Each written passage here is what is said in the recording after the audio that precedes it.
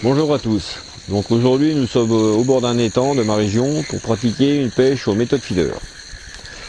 Donc je vais vous montrer les subtilités de ce montage que moi je pratique.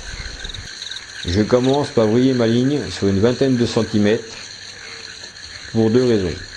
D'une part, ça sert à alourdir et à plaquer mon nylon sur le fond pour éviter que le poisson ne se cogne dedans.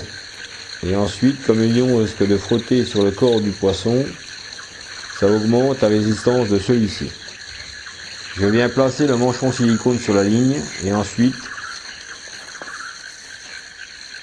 je viens mettre ma boucle sur le crochet prévu à cet effet. J'utilise la méthode feeder XSL que je trouve vraiment bien pour les motifs suivants. Je peux pêcher avec du fil plus fin car l'élastique absorbe les chocs et en cas de casse, le poisson peut se libérer facilement du feeder.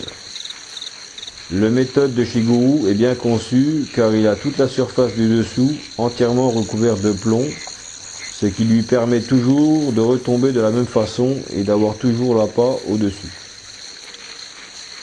J'utilise un baling de 12 cm constitué de nylon N-gauge de 7 livres et d'un hameçon QM1 en taille 10 avec un cheveu et une bouillette de 10 mm pour ce cas précis. Alors pour charger la méthode, je place de la farine au fond du moule. Je viens ensuite placer lèche au milieu. Je rajoute un peu de goût pour l'attractivité. Je recouvre d'amorce et je viens plaquer mon méthode en appuyant bien sur les côtés.